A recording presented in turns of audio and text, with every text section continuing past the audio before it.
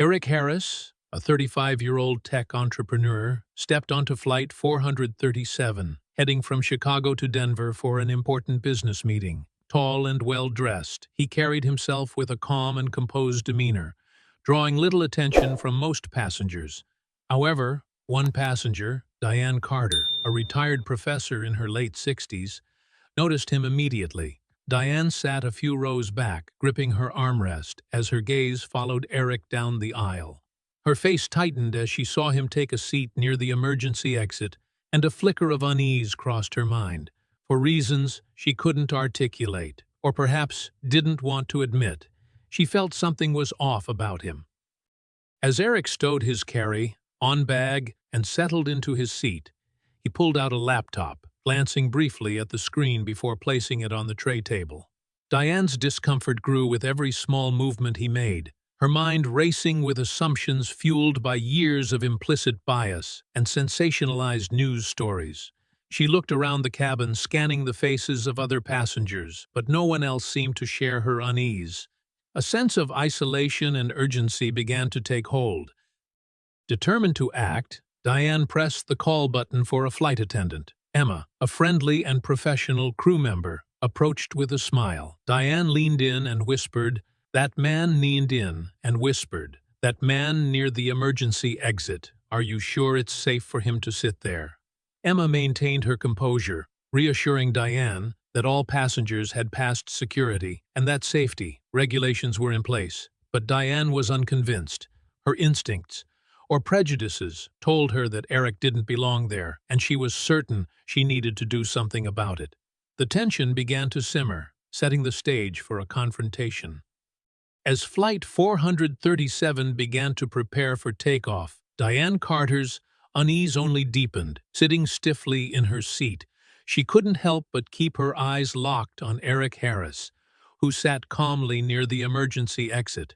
To Diane, everything about his actions seemed suspicious. She noticed how he kept checking his phone and laptop, occasionally reaching down to adjust his bag beneath the seat. What was he doing? What could he be hiding?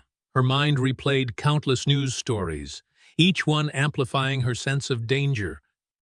Across the aisle, passengers seemed oblivious to her growing concern. A young woman in headphones scrolled through her playlist, and a father helped his child with a coloring book.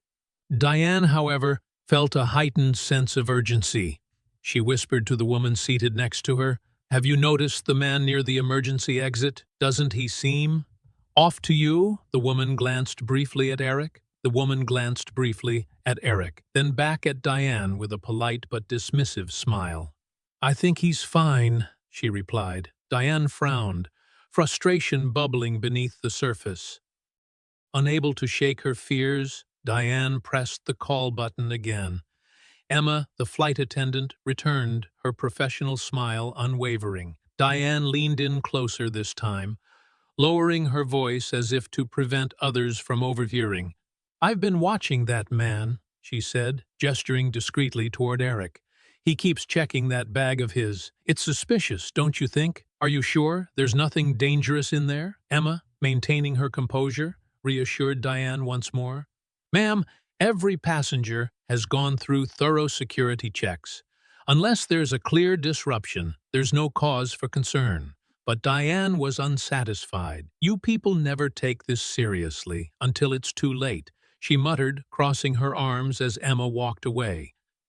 Her frustration grew as she glanced at Eric again. He seemed so calm, sipping water and typing on his laptop. To Diane, this calmness only made him more suspicious. She couldn't understand how no one else saw what she saw. Determined to take matters into her own hands, she began whispering to other passengers, hoping to rally support. Most responded with polite indifference, and a few even seemed uncomfortable with her persistence. Eric, unaware of Diane's growing suspicion, focused on finalizing his presentation. He adjusted his tie and reviewed his notes, oblivious to the quiet storm brewing a few rows back. Diane, however, couldn't let it go. She kept shifting in her seat, her gaze darting between Eric and the rest of the cabin. She felt alone in her concerns, as though she were the only person on the plane willing to protect everyone from what she was convinced was a potential threat. The plane leveled off, and the seatbelt sign turned off. Passengers began to relax, but Diane's unease reached its peak. She resolved that if no one else would act, she would.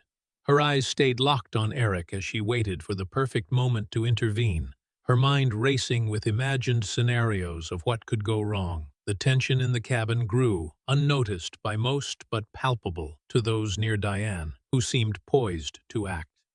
The hum of the airplane engines was steady, but the tension in the cabin of Flight 437 was anything but. Diane Carter could no longer contain herself. He unbuckled her seatbelt and stood abruptly, her movements catching the attention of several passengers nearby. Her face was tight with determination as she stepped into the aisle, pointing directly at Eric Harris. "I want to know what's in that bag right now," she declared, her voice sharp and cutting through the relative quiet of the cabin. Gasps and murmurs rippled through the rows as heads turned toward the scene. Eric, startled by the outburst, looked up from his laptop. His calm expression briefly flickered with confusion before he composed himself. He met Diane's accusatory glare with steady eyes. "Ma'am, I can assure you there's nothing in this bag that concerns you or anyone else on this plane," he said evenly, his tone polite but firm. Emma, the flight attendant, quickly moved down the aisle, her professional demeanor masking her concern. "Ma'am, I need you to calm down and return to your seat," Emma said, stepping between Diane and Eric to defuse the situation. But Diane was undeterred. "No, I will not sit down. He's been acting suspicious since we boarded. He keeps checking that bag like he's hiding something dangerous. This plane could be in danger, and no one's doing anything about it." The murmurs among the passengers grew louder. Some leaned into the aisle to get a better look, while others exchanged nervous glances. Emma raised her hand, signaling for calm.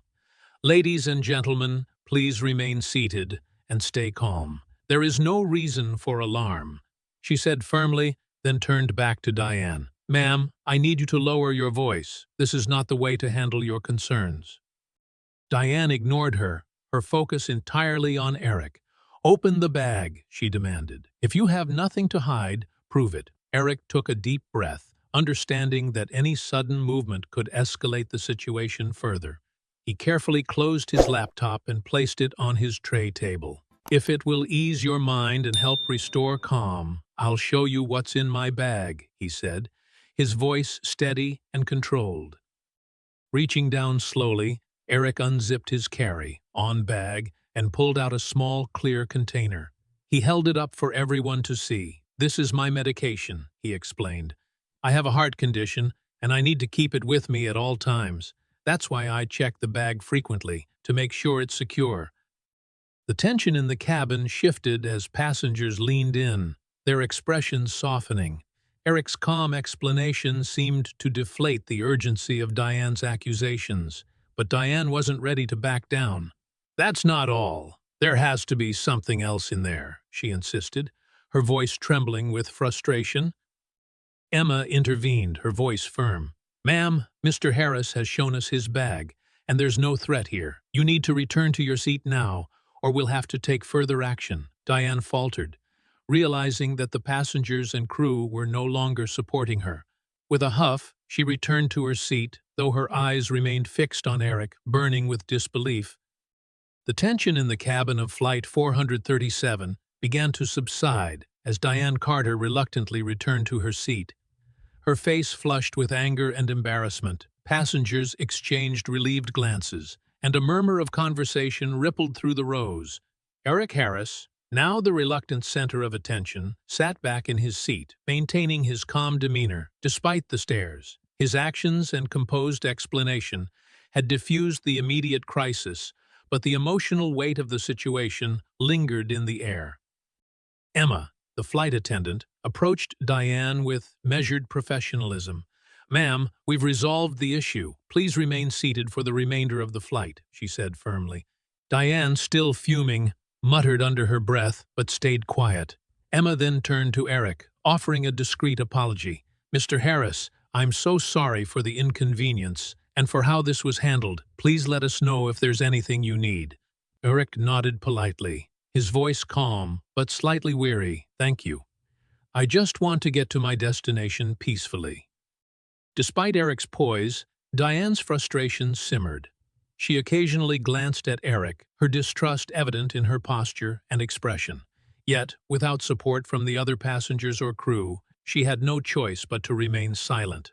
At the back of the plane, a fellow flight attendant, Jim, kept a watchful eye on Diane, ready to intervene if necessary. For the remainder of the flight, the cabin gradually returned to normal.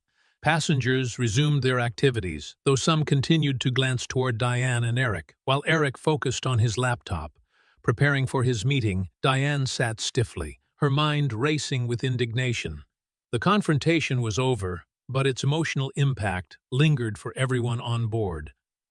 As Flight 437 touched down in Denver, a collective sigh of relief swept through the cabin. The usual sounds of unbuckling seatbelts and rustling bags filled the air as passengers prepared to disembark. Eric Harris remained seated, calm and composed, waiting for the chaos to settle. Across the aisle, Diane Carter sat rigidly, her arms crossed and her face flushed with lingering frustration. Her indignation simmered, but she remained silent, knowing her protests had fallen on deaf ears. Emma, the flight attendant, moved purposefully through the cabin, ensuring everyone was ready to leave. She paused briefly at Eric's seat, offering a polite smile. "Thank you for your patience, Mr. Harris. I hope the rest of your journey is smooth." Eric nodded and replied softly, "I appreciate how you handled the situation. Thank you."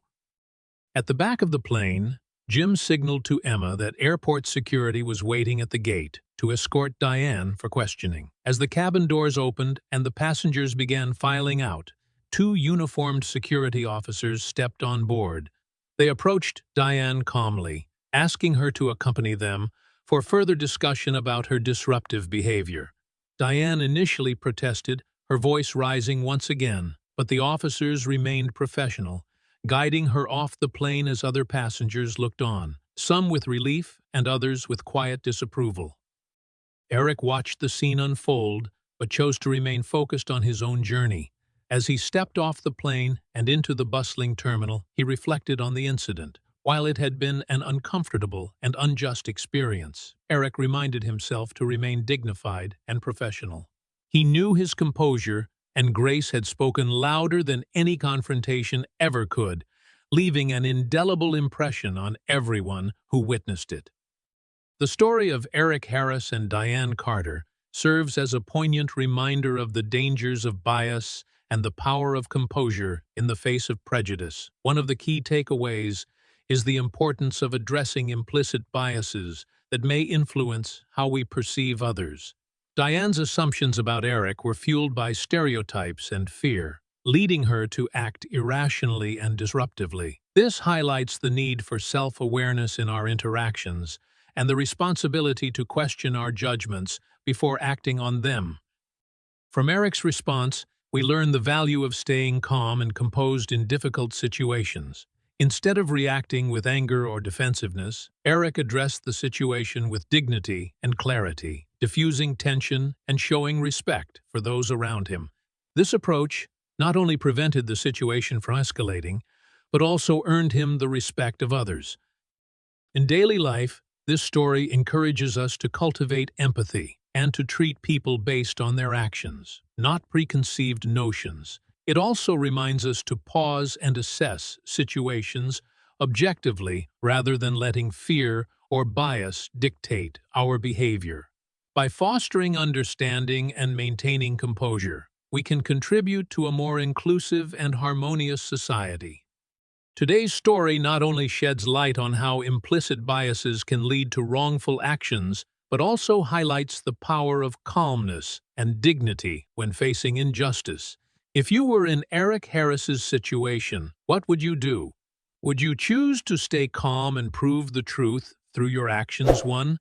Or would you confront the situation head-on to defend your rights immediately? 2. Leave a comment with number 1 or 2 below to share your thoughts. And don't forget to like and subscribe to the channel so you won't miss more meaningful stories like this.